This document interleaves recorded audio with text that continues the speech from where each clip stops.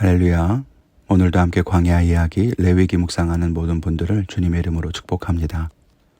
오늘의 본문은 레위기 18장 1절부터 18절까지입니다. 여호와께서 모세에게 말씀하여 이르시되 너는 이스라엘 자손에게 말하여 이르라. 나는 여호와 너희의 하나님이니라. 너희는 너희가 거주하던 애굽 땅의 풍속을 따르지 말며 내가 너희를 인도할 가나안 땅의 풍속과 규례도 행하지 말고 너희는 내 법도를 따르며 내 규례를 지켜 그대로 행하라. 나는 너희의 하나님 여호와이니라. 너희는 내 규례와 법도를 지키라. 사람이 이를 행하면 그로 말미암아 살리라. 나는 여호와이니라. 각 사람은 자기의 살부치를 가까이 하여 그의 하체를 범하지 말라. 나는 여호와이니라. 내 어머니의 하체는 곧 내 아버지의 하체이니 너는 범하지 말라. 그는 내 어머니인즉 너는 그의 하체를 범하지 말지니라. 너는 내 아버지의 아내의 하체를 범하지 말라. 이는 내 아버지의 하체니라. 너는 내 자매 곧 내 아버지의 딸이나 내 어머니의 딸이나 집에서나 다른 곳에서 출생하였음을 막론하고 그들의 하체를 범하지 말지니라. 내 손녀나 내 외손녀의 하체를 범하지 말라. 이는 내 하체니라. 내 아버지의 아내가 네 아버지에게 낳은 딸은 내 누이니 너는 그의 하체를 범하지 말지니라. 너는 내 고모의 하체를 범하지 말라. 이는 내 아버지의 살부치니라. 너는 내 이모의 하체를 범하지 말라. 그는 내 어머니의 살부치니라. 너는 내 아버지 형제의 아내를 가까이 하여 그의 하체를 범하지 말라. 그는 내 숙모니라. 너는 내 며느리의 하체를 범하지 말라. 그는 내 아들의 아내이니 그의 하체를 범하지 말지니라. 너는 내 형제의 아내의 하체를 범하지 말라. 이는 내 형제의 하체니라. 너는 여인과 그 여인의 딸의 하체를 아울러 범하지 말며 또 그 여인의 손녀나 외손녀를 아울러 데려다가 그의 하체를 범하지 말라. 그들은 그의 살부치이니 이는 악행이니라. 너는 아내가 생존할 동안에 그의 자매를 데려다가 그의 하체를 범하여 그로 질투하게 하지 말지니라. 아멘. 레위기 18장에는 다양한 성적인 규정이 담겨 있습니다. 앞서 말씀드렸듯이 레위기 17장부터 시작되는 성결법전에서는 이제 거룩한 하나님의 백성이 어떻게 살아야 하는가를 우리에게 가르쳐 줍니다.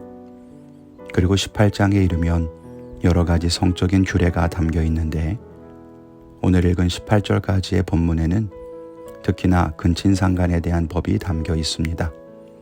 함께 말씀을 나누며 은혜를 나누기를 원합니다. 첫째는 결혼은 신성한 것이라는 겁니다. 6절에서 하나님께서는 너희의 살부치의 하체를 범하지 말라고 하면서 다양한 금지 조항들이 이어집니다. 지금 우리가 생각할 때 이런 행동을 하는 사람이 있을까 싶은 내용들도 많죠. 어머니를 범하지 말라부터 이모, 고모, 숙모, 손녀, 배다른 자매, 누이, 처제 등 가족의 범주 안에서 접할 수 있는 모든 여인들이 다 등장한다고 해도 과언이 아닙니다. 이렇게 하신 이유가 무엇일까요? 근친상간이 당시에는 널리 자행되고 있었기 때문입니다. 그래서 3절에도 규정하기를 애굽의 법이나 가나안의 법을 따르지 말라고 하십니다. 그 말은 그곳에서는 그런 일들이 일어났다는 것이죠. 또 하나, 결혼 제도는 신성한 것으로서 그것을 무너뜨리는 행위를 금하신 것입니다. 결혼 제도를 통해서 남자와 여자를 부부로 묶으시고 그들을 통해 자녀를 번성시키는 것은 하나님의 방법이었습니다. 그런데 근친상간은 신성한 결혼을 무너뜨릴 수 있습니다.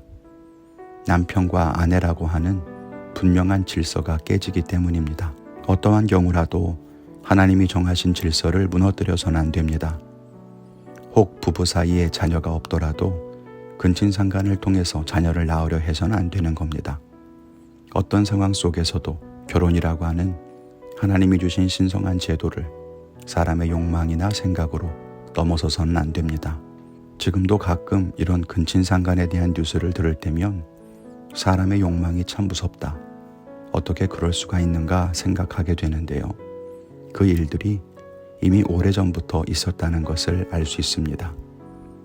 그리고 그것은 사람의 욕망과도 관련된 문제이기도 하지만 결혼을 무너뜨리고 나아가서는 가정을 무너뜨리는 악한 일임을 기억해야 되겠습니다.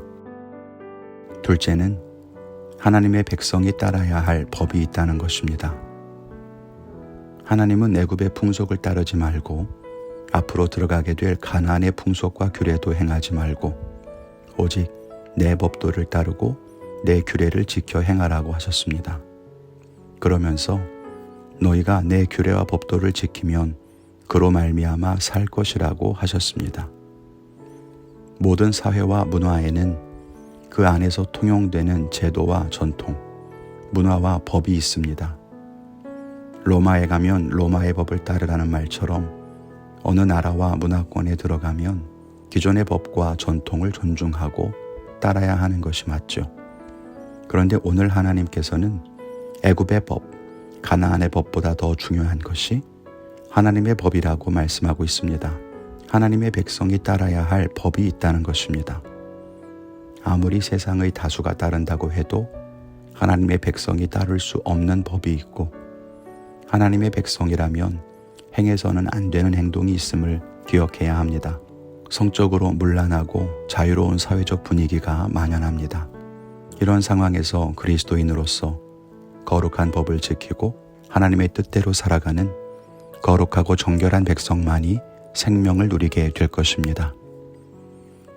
저는 오늘 결혼과 가정의 신성함을 생각하며 더욱 친절하고 감사한 마음으로 가족들을 대하겠습니다.